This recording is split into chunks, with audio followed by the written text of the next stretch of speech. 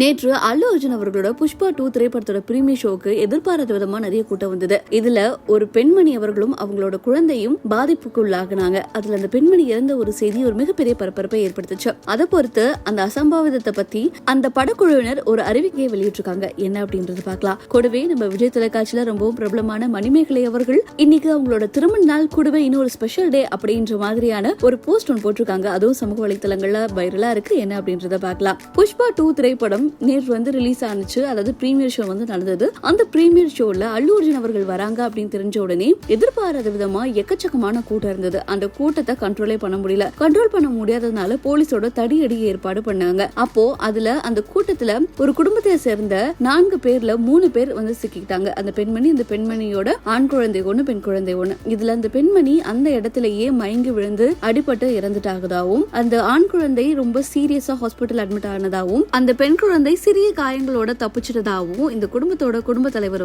சொல்லியிருக்காங்க. இது ரொம்ப சோகமான விஷயம். என் மனைவி இப்படி இறந்து போவான்னு எதிர்பார்க்கல அப்படின்ற மாதிரி அவங்க சொல்லியிருக்காங்க. தன்னோட மகன் தீவிர அல்லு அர்ஜுன் அவர்களோட ரசிகன், அதனால்தான் ஃபர்ஸ்ட் ஷோக்கு வந்தோம் அப்படின்ற மாதிரியும் அவங்க தெரிவித்திருந்தாங்க. இதை கேள்விப்பட்ட புஷ்பா திரைப்படத்தோட குழுவினர் என்ன சொல்லியிருக்காங்க அப்படின்னா, இந்த டைம்ல இப்படி ஒரு அசம்பாவிதம் நடந்தது யாருமே எதிர்பார்க்காத ஒண்ணு.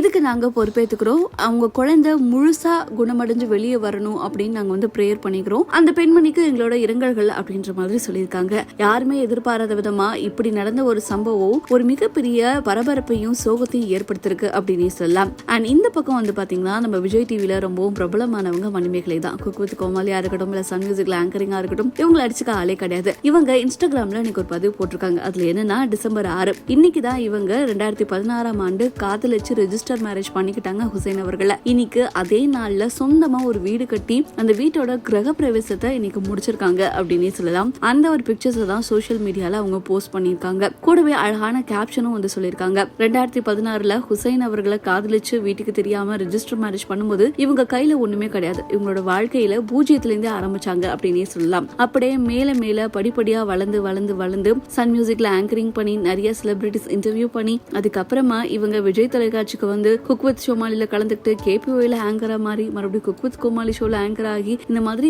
பல சாதனைகள் இவங்க படிச்சுட்டு தான் இருக்காங்க. அப்படி ஒண்ணுமே இல்லாம ஆரம்பிச்சு படிப்படியா முன்னேறி இன்னைக்கு எங்க திருமண நாள் அதுவுமா சொந்தமா ஒரு வீட்டை நாங்க கட்டி முடிச்சிட்டோம். அந்த வீட்டோட கிரகப்பிரவேசம் தான் இன்னைக்கு அப்படின்ற மாதிரி மணிமேகலை அவர்கள் ரொம்ப நெகிழ்ச்சியா அந்த ஒரு போஸ்ட் பண்ணிருக்காங்க. இந்த போஸ்ட பார்த்த எல்லாருமே மணிமேகலை அவர்களுக்கு வாழ்த்துக்களை தெரிவிச்சுட்டு தான் இருக்காங்க. இவங்க ஹுசைன் அவர்களை மதம் மாறி திருமணம் பண்ணும்போது இவங்களும் மதம் மாறிடுவாங்க அப்படின்ற மாதிரி பல நெகட்டிவிட்டி வந்தது. ஆனா அப்படி மாறாம இவங்க மணிமேகலையாவும் அவர் ஹுசைனாவும் இருந்தே இவங்களோட அழகான இந்த காதல் வாழ்க்கையை இவங்க வாழ்ந்துட்டு இருக்காங்க. ரொம்ப எடுத்துக்காட்டாவும் பல பேருக்கு இருக்காங்க அப்படின்னே சொல்லலாம். அந்த மாதிரி ஒரு நிகழ்ச்சியான பதிவு தான் இன்னைக்கு அவங்க ஷேர் பண்ணி அவங்களோட சந்தோஷத்தை இன்ஸ்டாகிராம்ல பதிவிட்டு இருந்தாங்க. இதை பார்த்த பல ரசிகர்களும் அவங்களுக்கு அவங்களோட வாழ்த்துக்களை தெரிவிச்சுட்டு இருக்காங்க. நாமளும் நம்மளோட வாழ்த்துக்களை தெரிவிச்சுக்கலாம்.